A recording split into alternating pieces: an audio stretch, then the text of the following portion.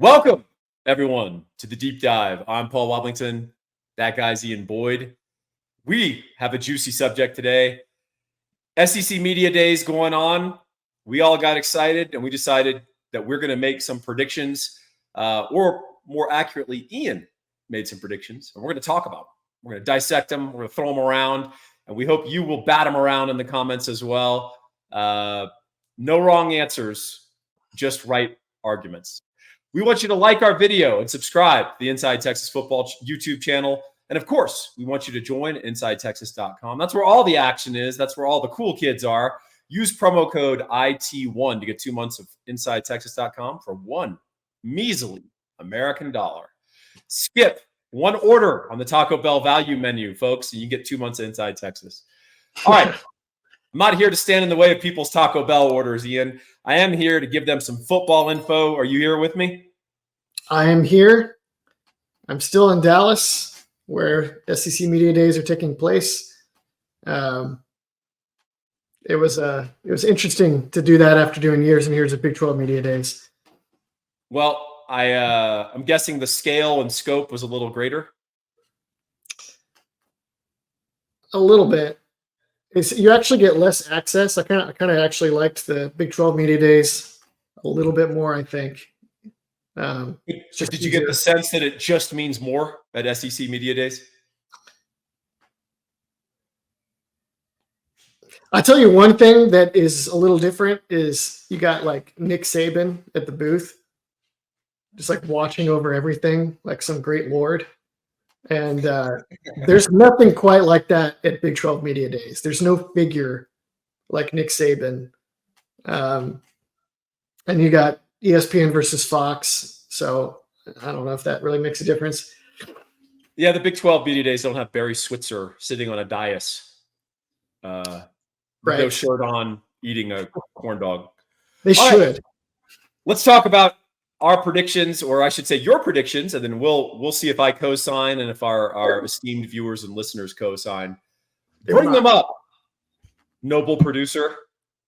Let's talk about teams 16 through 13. This is the bottom four of the SEC. Ian, I co-sign on these being the four teams that will be at the bottom at the end of the season. I would say that one thing that distinguishes the SEC from the Big 12 is that when you dig into this, all of these teams do have a tangible upside if a couple of things hit for them. And I'm not so sure about the very bottom there. We might have a small quibble, but I'm interested in hearing your methodology. I'll throw it to you. Why do you think these are the four teams that are going to represent the seller of the SEC this year? Well, you know what? This is going to be a recurring theme on this show. Before I did this ranking, I had impressions of most of the 16 teams. I had an impression of their roster and what they had. And the last thing I did before making the official list was go through each team's schedule and write it out and count the wins and losses. And that ended up having a much more weighted impact on how I saw the league shaping out, was looking at the schedule. This is traditionally in the SEC. It's like you could be an SEC East team and be like pretty solid and then win 5 or 6 conference games because the unbalanced schedule. And you could be a very good SEC West team and still be 4-4 because the schedule is so rough. Now it's way out of whack because, you have teams from different divisions traditionally playing in different deals. These four teams are mostly, one thing that they all share in common is that their schedules are brutal. Especially Mississippi State, whom I think I otherwise would have had a lot higher. Part of it is that they don't get to play themselves, but yeah, these teams have rough goes this year. One thing that's interesting and notable about all four of these teams and why they do have some upside, even though every one of them has some infrastructure problems that we'll probably talk about, every single one of them will be starting a new quarterback. That's another thing. And 3 of the 4 quarterbacks are dual threat quarterbacks that will be running some version of power spread or at least something to take advantage of their legs. South Carolina will be starting a new guy, replacing Spencer Rattler, will be Lenoris Sellers. He's a bit of a Palmetto State high school legend. Big guy, 6'3", 240, allegedly a 4'5", 4'6" guy. South Carolina fans are raving about him. Vandy, Diego Pavia, who, if you're a big college football enthusiast, you love this guy from New Mexico State. He is a winner. Mississippi State, Blake Shapen from Baylor, a guy that we're familiar with. He's going to be running Jeff Lebby's veer and shoot. And then finally, Arkansas is bringing in Talon Green from Boise State. Big 6'6", 225-pound kid from Louisville, Texas, originally, who played for Boise. Didn't have a system very well suited to his talents. He's going to reunite with, not reunite, but he's going to unite with Bobby Petrino.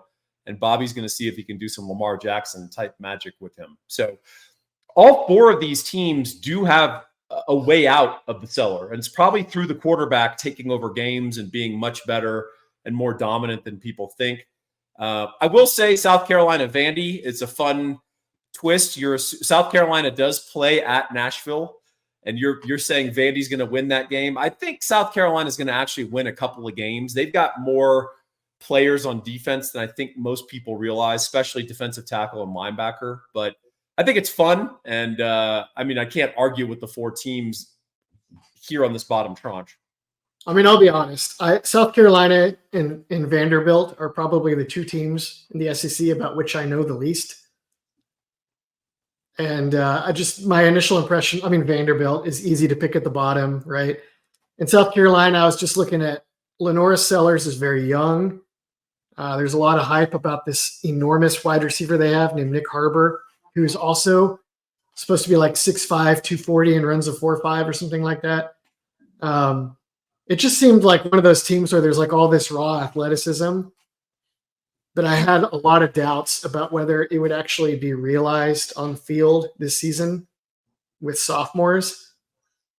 And so I gave them a major negative.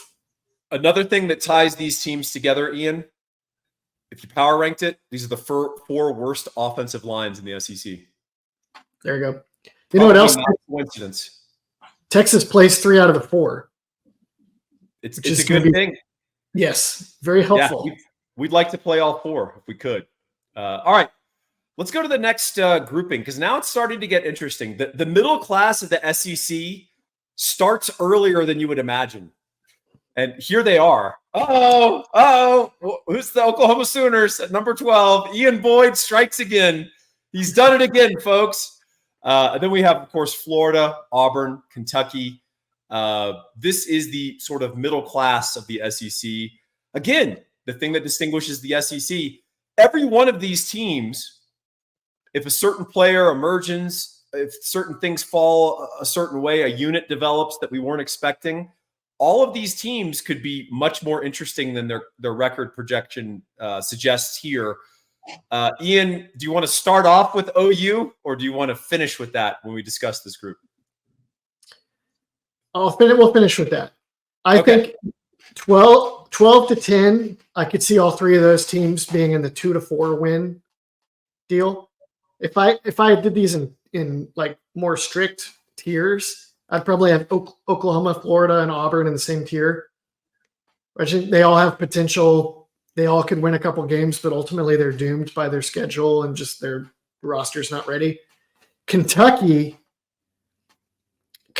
I could see. I think they're a little more in the like 4 to 6 win range, depending on how Brock Vandagriff, their transfer quarterback from Georgia, turns out. Because so that's it. Great point, Ian. When I was doing my research for my preview, the 2024 Longhorn Football Prospectus, the premier Texas and SEC football preview, it's coming out. Some of it's already out. Some of the rest will be coming out on Amazon later, today or tomorrow.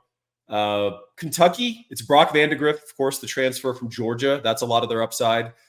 Their offensive line is very experienced, but they need to play a little better together. And then defensively, Kentucky's got some dudes. And if they can find a nickel, if they can find a reliable safety, and maybe one more guy to rush the passer, their defense is going to be in the top 5 of the SEC.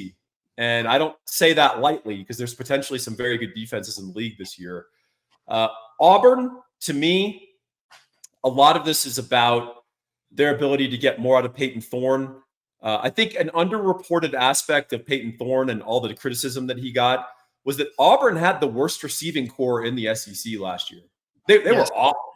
I mean, you just watch them on in games and on tape, and they were just awful. And I know Auburn fans knew that, but I don't think they fully appreciated how much that crippled and limited what Hugh Freeze wanted to do on offense.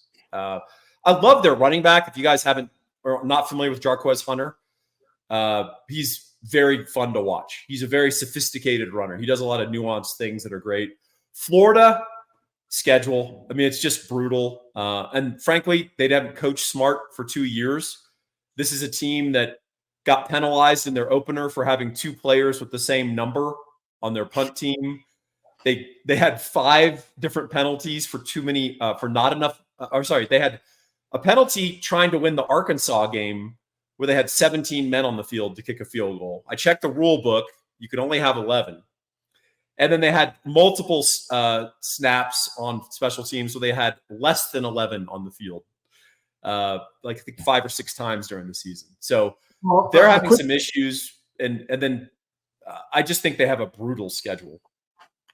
A quick note on Florida. Billy Napier at SEC Media Days noted that they overhauled their strength and conditioning program, and I think their staffing there. And he was saying that as a team, they lost 500 pounds of bad weight and gained 500 pounds of lean muscle. And I mean, this is kind of a classic kind of deal, right? But that'd be, I think sometimes when a team has like discipline issues and disorganization issues, sometimes that stems back to strength and conditioning, believe it or not, because that's where your team culture and your team discipline get established, is with the drill sergeant strength coach whipping everyone into line all off season. I mean, that could also be a symptom of a disorganized coaching staff. So we'll see. But a lot of times when a team looks undisciplined and sloppy, it actually traces back to having a lack of like accountability and structure in the offseason program. Yeah, here's the confounding variable, Ian. They've got one player named Desmond Watson, who's a backup nose tackle. He weighs 464. So that player single-handedly could have been responsible for almost this entire SNC revelation. I'm not saying Desmond's fat, but he does put on his pants with a boomerang. So, all right, let's talk about Oklahoma. You've done it again, Ian. 2-6. This is on brand. You and I argued Oklahoma last year. I do want to remind you that I predicted their record correctly. You were a little more bearish. Sell me on why the poor Oklahoma Sooners are going 2-6 in conference. You know, I was thinking about it, and I was like, their defense is clearly going to be good. They're gonna build around the run game. They got that transfer center, the transfer guard. They're gonna run the ball pretty well. They're gonna make that the whole point of their offense, make it easy. That could be a pretty good team. I should maybe have them winning a couple extra wins. And then I look at their schedule, and I was like, nah, I'm not gonna give them the benefit of the doubt against this schedule. This is tough. Their offensive line is likely to be abysmal in pass protection. Their quarterback holds the ball for 4 seconds routinely on RPOs. He's a sophomore who has started 1 game. And I don't think Demonic Williams is actually going to completely solve all their run defensive issues inside. So I think they're like a good team that would probably go like 10-2 in the Big 12, but they're not in the Big 12. If they had last year's Big 12 schedule, right, when they were playing all patsies, I don't think so against the schedule. You're imposing quite an SEC premium here. This is impressive. This is living up to your billing as the guy who lives in Sooners fans' heads. This will only increase and improve your reputation amongst the Sooner faithful. I think I have them pegged more at 4-4. I think inherent in your prediction, Ian, is that they're going to lose at Auburn, right? Yes. And then you have them, of course, losing to Texas. You have them losing to Bama. You have them probably hosting Tennessee, I'm assuming. Yes, we'll get to So that. I get how you're getting there. I just think 2-6 is a little too dramatic. I think 4-4 is probably more likely, and the Sooner fans won't like that prediction either. So it's not like I'm scoring any points with them. Paul, I think 4-4 for them is a plausible season, but also a great one that would be very exciting. I think if they go 8-4 because they play 4 scrubs in non-con, if they go 8-4, I think they've had a successful year. I think the mental, we dropped off going from a 10-win team last year to 8. I don't think that they were actually a 6-7 team the first year. Venables, I thought they were a little better than that. I don't think they were as good as 10-3 the second year. I thought they were worse than that. But the schedule was incredibly kind. I think 8-4 would actually be a successful year for them, just sort of given what they're trying to do. And for Ian mentioned the offensive line, they've got to replace 5 starters. And they certainly have a great offensive line coach. But this is the second straight year where that great offensive line coach has had to rely on the portal for the bulk of his starters. Long stretches last year, 3 of their 5 starters were transfer portal guys. Why isn't OU able to home grow and develop their offensive linemen? What's going on there? And I think we all know Bedenbaugh is elite. What the hell is going on? Are they making bad recruiting evals? He is the Oklahoma and line coach version of Dwayne Aquina. Remember how Dwayne Aquina would have spells where he's like, I love my room. I'm going to take it easy on the recruiting trail. And then they're starting like, I don't really want to throw shade on anybody, but they had a couple of years where it's like, wait, what is the secondary? And then he'd get back on the recruiting horse and like bring in a bunch more NFL guys, and then he would slack again. But Aquina was like a brilliant developer, right? I think Bedenbaugh is similar. They've had like 5 to 10 guys transfer out that were in their last few classes, recruiting classes, totally rebuilding the thing. I need you, Paul, to tell me the 4 wins that Oklahoma is getting on their schedule. I need you to add it up to 4 for me. Okay. I don't have their schedule open in front of me, so you put me on the spot. But one thing I will mention is Oklahoma will have 2 new coordinators. One of them will actually be a little bit of a different approach with Luttrell. He's got more of a true air raid lineage. The joke, of course, at North Texas is that he runs the run raid because he also likes to run the ball out of it. He's pretty pragmatic. But it's not the veer and shoot that Jeff Levy had. So there's going to be some adjustments there. The other side of the ball, I think you're going to get a reinforcement of Venables' instincts, which is they got rid of Ted Roof, who was a weird marriage anyway. I don't think he was contributing much to OU, and I don't think Venables and he saw eye to eye. He brought in a guy named Zach Alley, who is a really promising young guy. He is going to be the defensive coordinator. I still think it's Venables' defense, but I think Alley's going to be calling the defense. He did a great job for Jacksonville State under Rich Rodriguez in their first year at FBS, and he is a blitz lunatic. So he and Venables are going to reinforce each other in terms of wanting to blitz every down, which will be interesting. And then also they call him mini Venables, which means you're going to have 2 guys on the OU sideline stalking around who look like they've overdosed on Nicorette gum. So that's a lot of get back coaches. That's right. A lot of get back. All right. So wait. I'm going to read the schedule, and you're going to tell me the 4 games that Oklahoma is winning in their conference slate. Okay. Tennessee at home. That's winnable for them. Okay. At Auburn. That's certainly winnable for them. So between the 2, I think they'll go 1-1. Okay. Texas.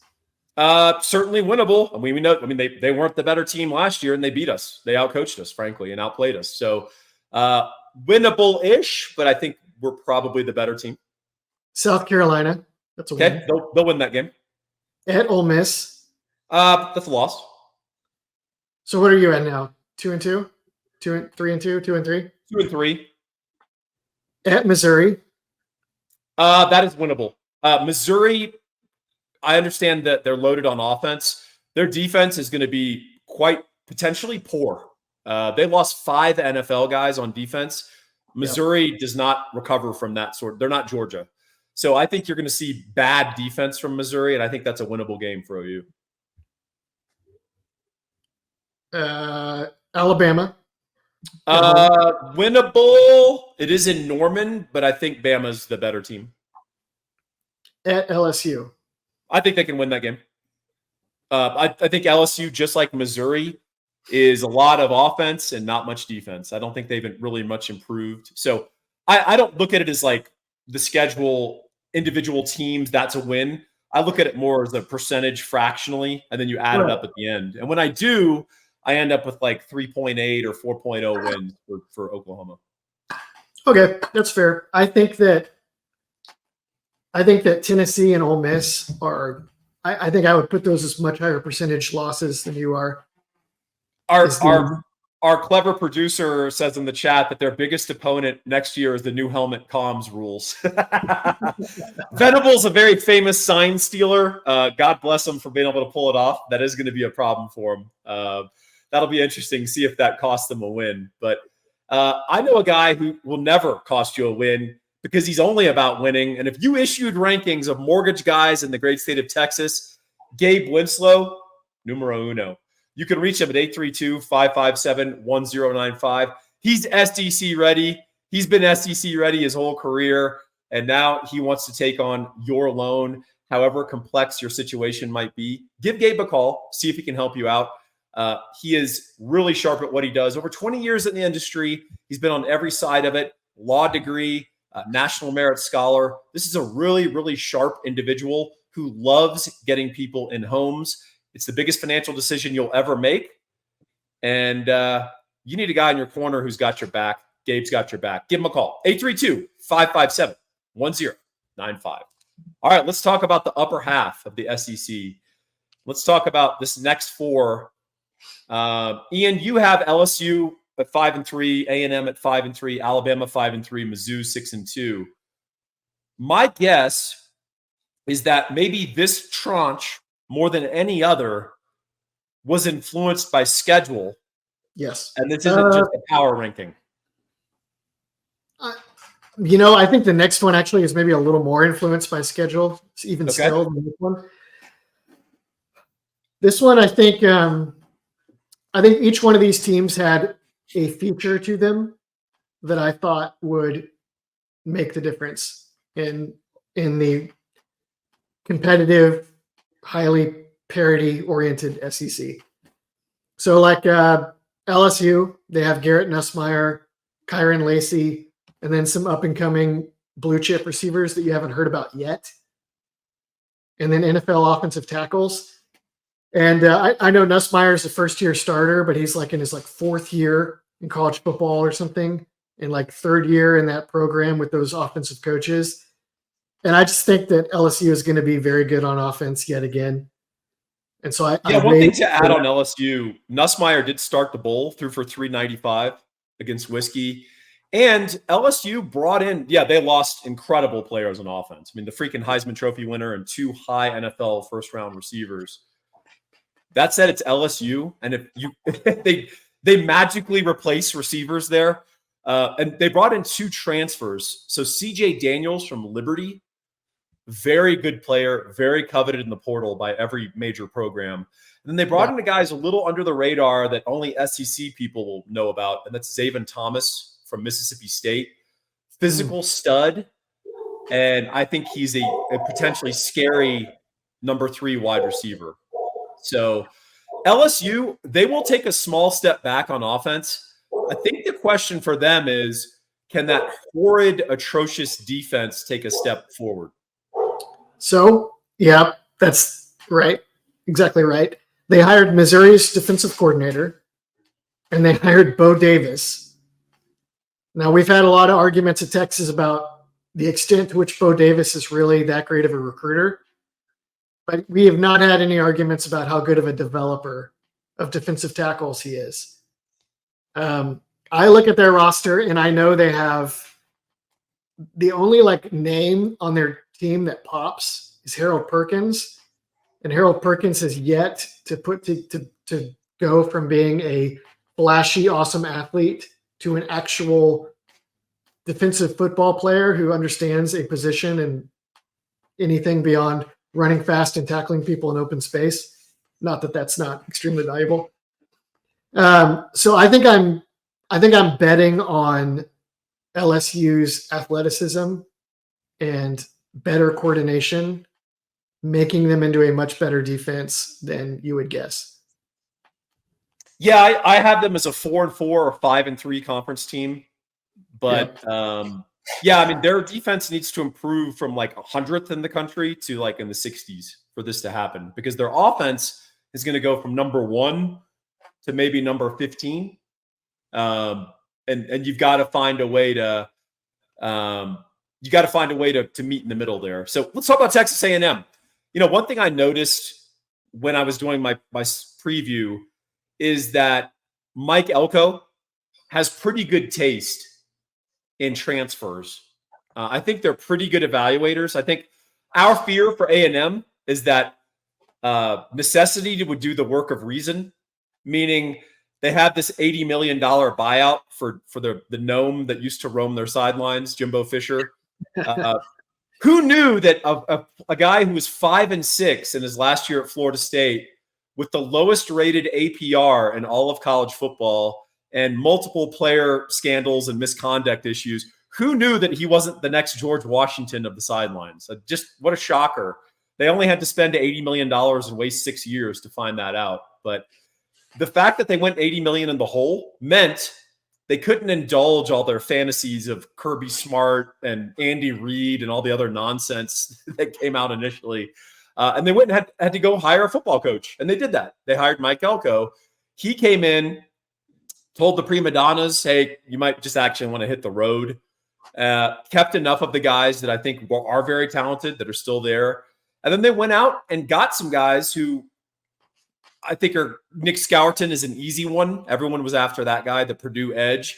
But then they got a lot of subtle guys that when you look into them, as I did, you realize what the take is here. They're taking a high floor, productive player who knows what to do and isn't going to flash, but this guy's not going to bust and screw up the larger defense or offense, especially defense. So I kind of like what A&M did in the offseason, and then they've got a very favorable schedule. Yeah, they got a great draw. I think everything you just said is a great summation. The only thing I'll add is they have a lot of offensive linemen who are talented and big and have played some football, like maybe 8 guys, and they need that to turn into an actual offensive line unit, which they have not had in a couple years. And their new coach and their new direction of their program, I think, will make that easier than people expect. That Duke offensive line coach produced some good units at Duke with a lot less talent. And when Elko was in College Station, that team was way more disciplined and hard-nosed and physical than they were each year after he left. So I think people could be surprised by how quickly Elko is able to whip that team into shape. And then the next thing is Connor Wigman. He has to stay healthy. That's the big one. And then they have to find him a wide receiver who can get open. Those are also, I think, maybe a little more likely than people realize. Jimbo had Wigman like sitting back there trying to make NFL progressions behind a terrible offensive line. It might be a lot easier to stay healthy when he doesn't have to do that anymore. I think that's actually more dangerous than running the ball 70 to 80 times a year in Colin Klein's scheme. And, wide receiver, we'll see. They have some guys that are talented, and we'll see if they actually can perform at this level. All right, the Kalen DeBoer era starts in Alabama. Alabama has a brutal schedule. They're done no favors by the scheduling SEC gods. However, they were able to retain more in the portal than I think people thought at first blush. And I also thought they were able to add a couple of people that are helpful, particularly on the offensive line, to help flesh that out. I struggled between predicting 6-2 and 5-3. Ultimately, I said 6-2 because I'm a big believer in Kalen DeBoer. I think he's an amazing hire. I know people are concerned about the cultural fit. And it certainly is true that Chris Peterson did build out the infrastructure of those Washington teams. But the guy went freaking 25-3 at Washington. He's won everywhere he's gone. And if people are like, oh, what's he going to do with Jalen Milroe? He can't coach a dual threat. Actually, Kalen DeBoer, most of his quarterbacks have been dual threats before Penix, and he ran the quarterback a ton. And I think he's going to be a great developer for Jalen Milroe. Like the things that Milroe is good at, DeBoer values. And Milroe throws a beautiful deep ball. And actually, Milroe is very efficient and excellent between 0 to 9 yards. So his issues are those more quarterback kind of routes that are intermediate that Quinn Ewers thrives at. But Jalen Milroe, he's not going to necessarily hit that 15-yard out on time. So don't have him throw it. That's not really a big part of what DeBoer is trying to do. He'll run him. Milroe's really strong. And Milroe, although Texas fans may disagree based on our experience playing him and beating him in Tuscaloosa, he's actually not very turnover prone. Even when he gets sacked a lot, he's not going to fumble, and he doesn't have a lot of turnover worthy throws. So these are small things that in aggregate lead to winning football. And I think Kalen DeBoer is the guy to keep Alabama from falling off. What do you think? Yep, I agree. I was shocked in the spring game. I was expecting, because up till I watched the spring game, I was like, look, DeBoer wants a guy that's going to get the ball out on time and hit his shot plays and be a good game manager. And Milroe does not turn the ball over, but he took an ungodly amount of sacks last year. And he would hold the ball and try to make something happen. Sometimes he did, like in a Jordan O'Hare beating Auburn, and then sometimes he got sacked. In the spring game, I was shocked by how efficiently Milroe was already hitting the plays on time, that DeBoer was scheming open for Washington transfer Jeremy Bernard, who I think was going to be their next NFL guy at Washington, at receiver. So I think their offense is going to be immediately amazing. The reason I have them at 5-3 rather than 6-2, 7-1, 8-0, and whatever. Beyond the schedule, their secondary was gutted. They lost two guys to the NFL, two cornerbacks to the NFL draft, and maybe, I don't know if they lost to safety, but they lost Caleb Downs to Ohio State. Yep. And they lost 5 of their up-and-coming backups or rotational guys in the secondary to transfer. I went to Florida State or some other transfer-heavy school. They got a lot of young guys in the secondary. They are overhauling the defense from running all of Nick Saban's stuff to something new. So I think they're going to have major growing pains on defense that hold them back, and it's going to be it's going to be jarring to watch the new Alabama. That is the concern for Alabama, especially in their secondary. They've lost a lot of guys. I think the safeties will be fine. They got a good transfer in from Michigan. And then I think Malachi Moore is actually very underrated. But corners, it's a problem. They've got to have some young freshman 5-stars step up in a big way. Mizzou, very talented offense. Yep. Not so great on defense, and a fantastic schedule. Unbelievable schedule. Ian, if they can win at College Station early in the season, I think they're going to be 8-0 or 9-0 going into the final stretch of their season. So Brady Cook, for those who have not watched him much, he is an athletic, highest level of game manager you can have, which is basically, I mean that as praise, actually, not a criticism. And then Luther Burden's talented. Theo Wees actually hit at Mizzou after struggling at OU. They got Mookie Cooper, who's a solid player. They replaced their great running back with 2 good players, a transfer from Appalachian State named Noel, who's really good, and then a guy from Georgia State named Carroll, who's a really good running back. They did a great job on offense. Their offensive line, actually, underrated. They're good pass protectors, pretty good run blockers. I really like this offense.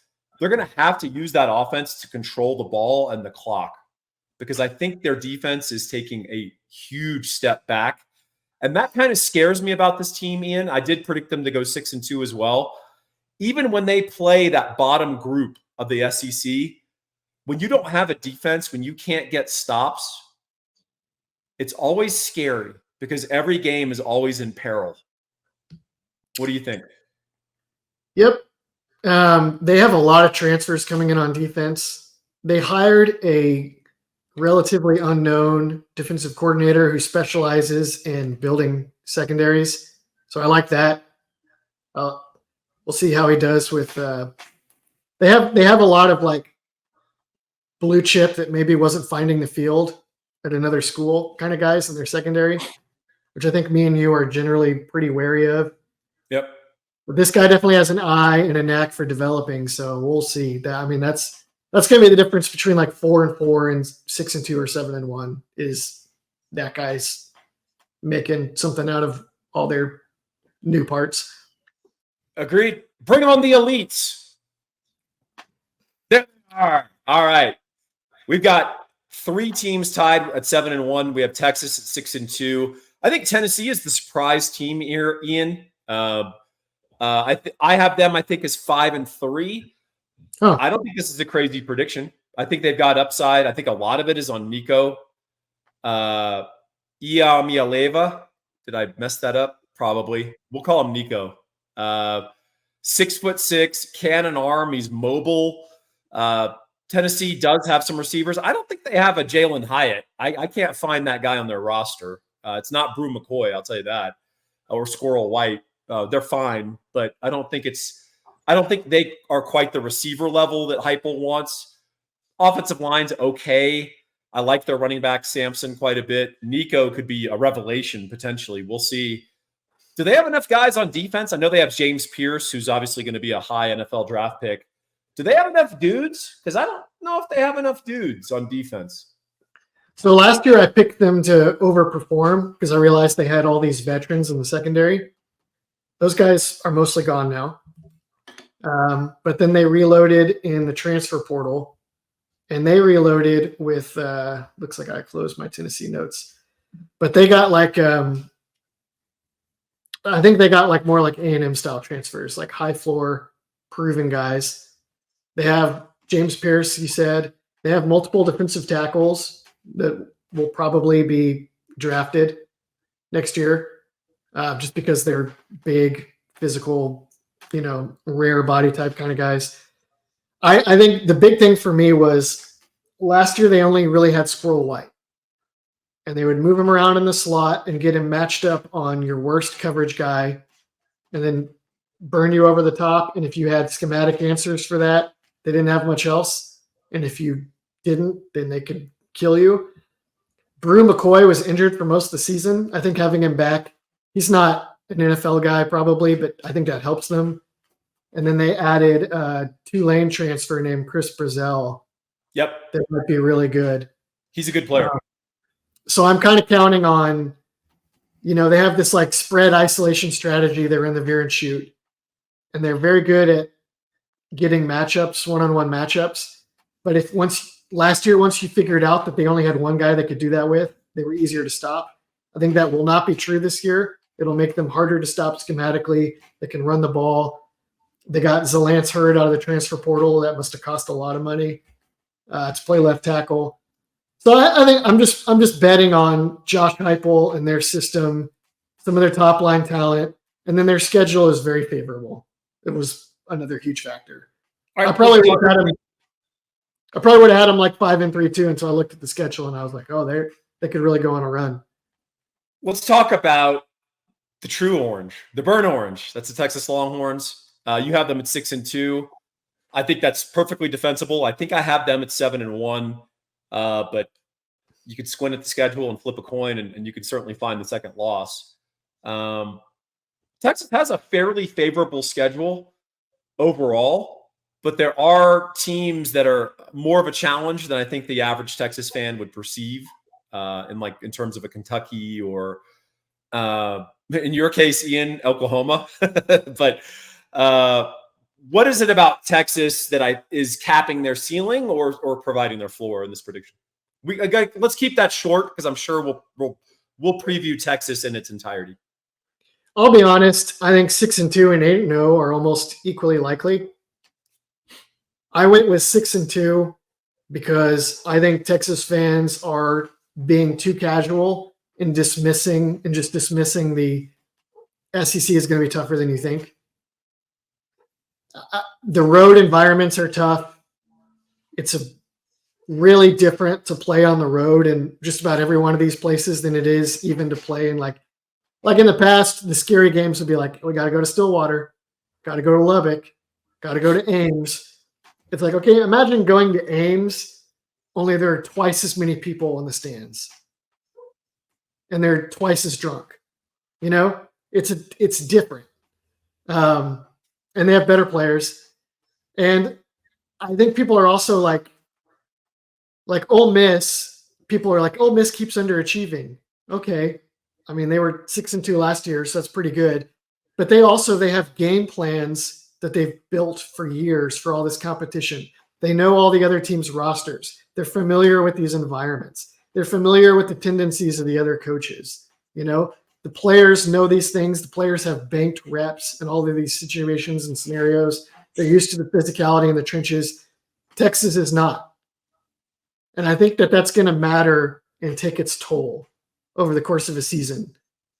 Like, you show up and give the effort that Texas gave against Houston, you're going to get, and you could be embarrassed, or you could be down really bad, really fast. So they have as good a team as any in the SEC, but I think it's entirely likely that they're going to get caught on the chin a couple times in ways that they didn't exactly expect. Gotcha. All right, you talked about Ole Miss, and they were 6-2 in the SEC last year. The instructive thing about that 6-2 was the 2. They played Georgia and got the doors blown off 52-17. The game was not competitive. They played Alabama, and this is before Alabama had sort of fixed some stuff. And Alabama just physically dominated them on the line of scrimmages and beat them 24-10. So that was sort of the traditional Ole Miss hallmark, which is, hey, we got all these skill guys. It's kind of flashy. But when it comes to true infrastructure, both lines of scrimmage, our defensive backs, they're not up to snuff. They had this incredible offseason in the portal where they went and attacked exactly those issues. So people are talking about, you read the corporate preseason magazines, they're going to miss Quinshon Judkins. No, they're not. What matters is that they added a bunch of big-time line players. They added a bunch of offensive linemen from Washington, North Carolina. They got a guy. And then they added all SEC-type defensive tackles to firm up their defensive interior. They brought in defensive backs who are higher level. They can run better. And then they already have this core of a quarterback, Jackson Dart, who's a very high-level implement of what Kiffin wants to do. I don't know how well he translates to the NFL per se, but within that system, he's good. They've got a bunch of really good receiving options. There's a lot to like about Ole Miss, and they've got a favorable schedule, by God. So I can see this 7-1 prediction. Is there any part of you that's like, but are they ready? But are they really? Did they really rebuild themselves? Are they really capable of going toe-to-toe with Georgia in Oxford? I guess we're going to find out.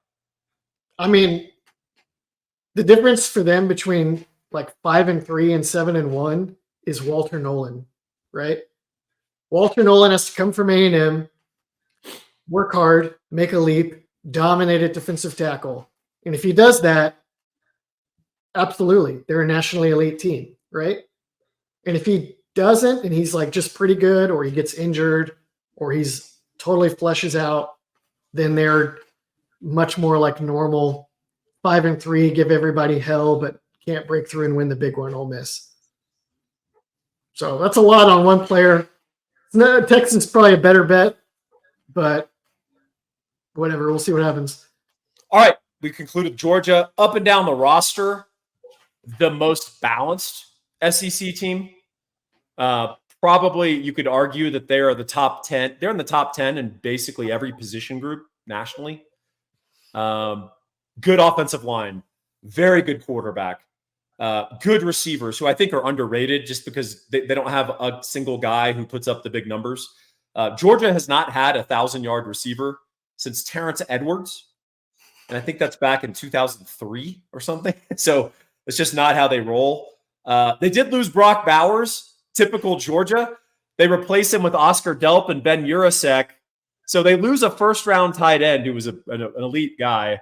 And and they replace him with like a 3rd rounder and a 4th rounder. So poor Georgia. We're crying for you. Defensively, they fell off hard, Ian, last year. 2021, 2022, they were the #1 advanced statistics defense in college football. Last year, they were a lowly, pathetic number 11. So that is a big follow-up for Georgia, but a lot of teams would be pretty happy to have the number 11 rated defense. What is it about Georgia that you see that makes them, probably puts them at the top? And then what do you see that makes them vulnerable? I really wanted to put them at 6-2. And I was crafting a take where I was like, look, I think they're going to be a run game defense kind of team. I know they have Carson Beck back. I know he's really, really accurate and awesome at hitting the receivers that they scheme for him. But I don't know about this receiving core. They've only got, and then I kind of looked down the list of names and their pedigree and what they had done in previous seasons. And I was like, well, you know what? It's entirely plausible that they actually have an NFL receiver on this roster waiting to emerge. And even if they don't, they're just going to be their offensive line, Paul, is going to maul teams. Their run game is going to maul teams. They're actually going to be a little better blocking at tight end without Brock Bowers. I think it's a net loss, but there are ways in which they can actually grow at other spots. They're just the weight of talent and force behind them is just too much. So, well, and not to diminish what they've been and done the last 3 years. Obviously, 2 national titles in the last 3 years, 42-2 in their last 44 games. They haven't lost a regular season game since 2020, which is something that's pretty remarkable. Obviously, they had the huge bowl win over Florida State when they played a bunch of dudes from Florida State who were like frat guys and guys they picked up at a Home Depot parking lot because all their mercenaries sat out. Georgia's primed, and this is, they want to get back, right? Here's the thing. They play a real schedule, and they have, to an extent, and I think probably even Georgia fans would admit this, they've been hiding out a little bit in the SEC East, and that allows them to sort of go on cruise control for a fair amount of their games and then bring the big effort game when they have the name opponent. They've got multiple name opponents this year. So they are going to be traveling to Alabama early, Tuscaloosa. They are going to be, of course, traveling to Austin, playing Texas. They are going to be traveling to Oxford, playing Ole Miss. They host Tennessee, which is not a layup. And then, of course, they've got some random teams like Auburn. Auburn played them quite well last year when Georgia kind of slept through that game for most of it. This is a much harder schedule in the regular season than anything they faced in quite a while. So we'll see how that takes a toll or scarily focuses them every week. And if it focuses them every week, Georgia belongs right there at #1. So that's been the SEC preseason rankings. One more. I got one more. All right, bring it. Here's the only wrinkle. I saw Carson Beck up close, and he is not a big guy. I don't know that he had any issues at all with injury last year, but he does seem like a guy where like somebody lands on him the wrong way. They could be like Quinn Ewers, separated shoulder, out for 2 or 3 games. No Brock Vandagriff behind him. So that's something that'll come up in his NFL deal as well. He's just not – he's built like Kirk Cousins, who has had a long and successful NFL career. But that's it. That'd be like the one caution. If you're like looking at teams on this list that could be totally derailed by an injury, I would include Georgia and, of course, Oklahoma. Interesting. All right. Well, that has been our SEC preseason rankings and record predictions. I think it's been interesting. We're interested in hearing what you guys think, and we reserve the right to change our minds. I had a couple of quibbles with Ian, but I don't think he had anything crazy. And, of course, he had a fun Easter egg for all the OU fans, so I hope you all enjoyed that. Like our video, subscribe to the Inside Texas Football YouTube channel. And if you're listening to this on Spotify or Apple, give us 5 stars and write a nice review. Use promo code IT1 to get 2 months of InsideTexas.com for $1. This has been the deep dive on the SEC schedule and the SEC ratings and rankings. We'll see you all next week.